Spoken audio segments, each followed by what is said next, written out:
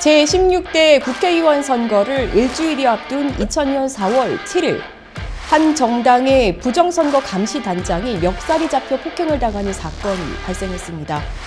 당시 이 폭행 가해자는 벌금 30만 원을 처분을 받았는데요. 그 사람 바로 누구였을까요? 당시 16대 국회의원 선거에 출마했던 김문수입니다. 판결문에 따르면 김문수는 공장에 방문한 자신의 사진을 찍은 피해자에게 물리력을 행사했던 건데요. 김문수 씨는 피해자를 붙잡긴 했지만 폭행은 하지 않았다. 정당 행위에 해당한다라고 주장했습니다. 하지만 법원은 목덜미나 멱살을 붙잡은 것도 폭행 행위에 해당한다라고 판단했습니다. 또 피해자는 이미 신분을 밝혔고 선관위 관계자들도 피해자의 행위에는 위반 사항이 없어 제지하지 않고 있는 상태에서 한 폭행이라 정당 행위로 보기 어렵다고 판시했습니다. 네, 그때 그 사람 바로 누구? 김문수입니다. 소방 헬기를 전용 헬기로 둔갑시켰던 지자체장이 있었습니다. 기자회견장에 갈 때도, 현장 방문 시에도, 또 도민체전 개막식 참석에도 도청에 소방 헬기를 이용했던 그야말로 입지전적인 인물인데요. 그 사람은 바로 김문수입니다. 그렇습니다. 또 김문수 후보입니다. 이 내용은 2014년 김문수 후보가 새누리당 보수혁신특별위원회 위원장을 맡아 국회의원 특권 내려놓기를 외칠 때도 논란이 됐는데요. 당시 정청래 의원이 소방재청으로부터 제출받아 분석한 자료에 따르면 김문수 후보는 2009년 1월부터 2014년 7월까지 총 43번 소방헬기를 이용했습니다. 당시 경기도의 소방헬기는 모두 3대뿐이었습니다. 그중 한 대를 도지사가 시도 때도 없이 사용했던 것인데요. 실제로 산불이 났던 2009년 3월 17일과 5월 2일 모두 김문수 후보가 소방헬기를 사용하는 바람에 현장에 가야 할 헬기가 가지 못하는 일도 발생했습니다. 온통 특권을 누리다 못해 남용했던 그 사람 누구? 김문수입니다. 2018년 6월 5일 여의도. 저기 유세 차량 한 대가 여의도역 교차로에서 중앙선을 넘어 역주행해 옵니다. 하마터면 택시와 부딪힐 뻔했습니다. 이 유세차를 타고 양팔을 들고 V까지 그리며 마냥 해맑은 사람 누구? 김문수입니다. 역주행에도 해맑았던 김문수 후보, 요즘 지지율도 역주행하고 있습니다.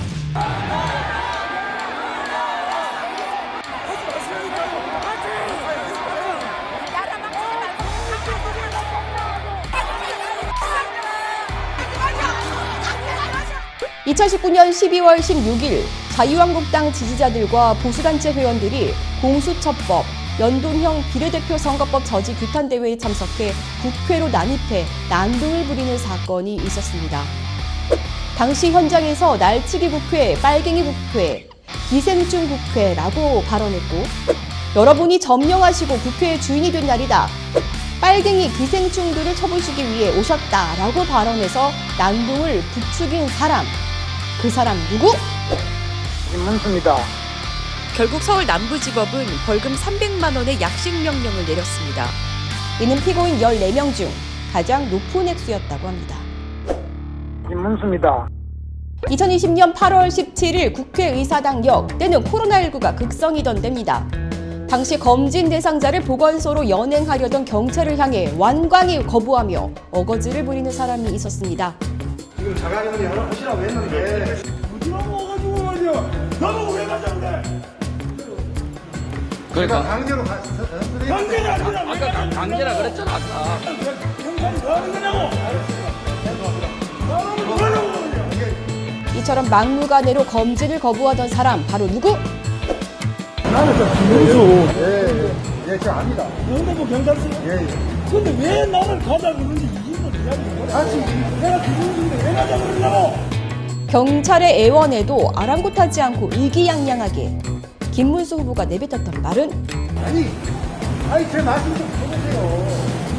제가 강제로 가자는 게 아니라 할머니는 강제 대상인데 근데 자가격리를 위반하셔가지고 똑바로 하란 말이요. 그래서 하필 또 우리 저 할머님하고 우리 선생님 두 분하고 같이 모시다 보니까 기왕이면은 할머니하고 같이 계셨기 때문에 그 두 분 건강을 위해서 우리 때문에 대한민국 경찰이 너무 건강까지 두 분 국민 건강을 위해서 저희들이 제가 오해를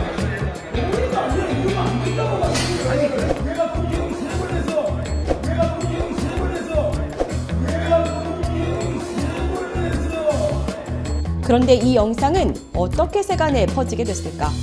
영상을 직접 찍고 자신의 페이스북에 올린 사람이 있었는데 그 사람도 다름 아닌 김문수입니다.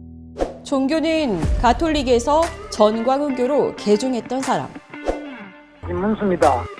과거 노동운동을 했던 사람이 2009년 쌍용차 노조를 향해 자살특공대, 2023년 윤석열 정권의 경제사회노동위원장이 되어선 무노조 사업장에 감동받았다고 했던 사람. 경기도지사 시절엔 일제 식민지가 안 됐다. 그리고 분단이 안 됐고 통일이 됐습니다. 그리고 전쟁이 일어나지 않았다고 해볼게 되는 있으니까 기사도 쓸 것이 없습니다.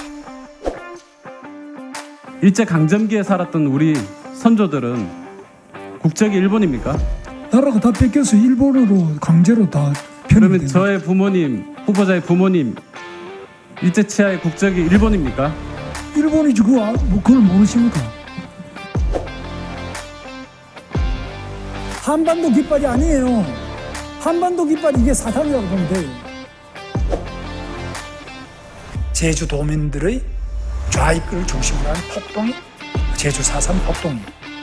독립운동가 김구 선생을 향해 김구 선생 국적은 뭐 여러 가지 있습니다만 중국에서 중국 국적을 가졌다는 이야기도 있고 2018년 세월호 추모를 두고는 세월호처럼 저렇게 죽음의 급판을 벌리고 있는 자들 물러가라! 등등등 다 기록할 수도 없는 망발을 달고 다닌 사람. 김문수입니다. 노동운동을 하다 노동자들을 등졌고 박근혜 정부 출범 이전에는 박근혜 후보를 향해 불통 대통령이 될 것이라며 날을 세우다 2013년 박근혜 정부가 들어서자 친박 행세.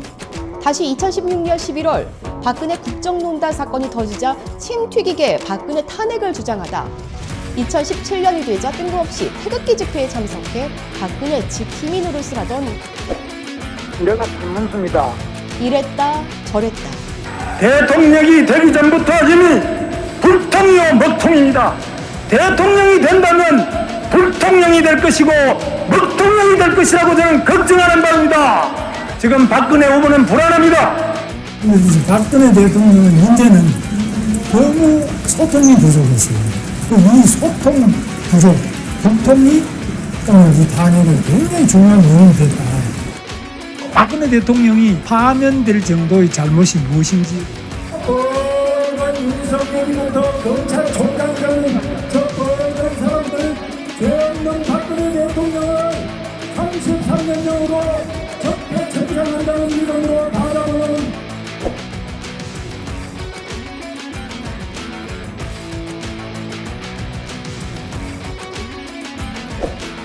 내가 김문수입니다. 조기 대선 출마 검토하시는 거 있으실까요? 전혀 검토하거나 생각하거나 없고요. 지금 이제 탄핵에 대한 지금 재판도 진행되고 있고 그럼 탄핵 소추안이 헌법재판소에서 기각돼야 된다고 생각하세요? 뭐 그거는 저로서야 당연히 그렇게 생각하죠. 왜냐하면 법 자체의 정당성에 대해서 말한다기보다는 제가 알기로는 저도 뭐 일일이 다 안 봤습니다만 계엄이 내란이냐 그 부분에 대해서는 계엄이 내란인지 아닌지 그거는 아직 재판을 하기도 전에 기소도 되기 전에 계엄은 내란이다 이런 등식은 대한민국 어느 법조문에도 없어요. 계엄은 대통령의 고유한 권한 중에 하나예요. 저는 뭐 탄핵에는 여러 가지 문제가 많다 이렇게 생각하고 있습니다. 저는 탄핵 문제에 대해서는 사과를 한 적은 없습니다. 왜 대통령께서 계엄을 했던가? 그건 민주당의 30번에 걸치는 줄탄핵. 이 사건 계엄 선포 당시에는 검사 1인 및 방통위 위원장에 대한 탄핵 심판 절차만이 진행 중이었습니다.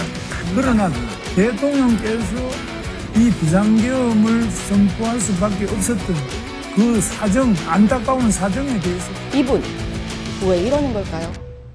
내가 김문수입니다. 왜 이러는 걸까요?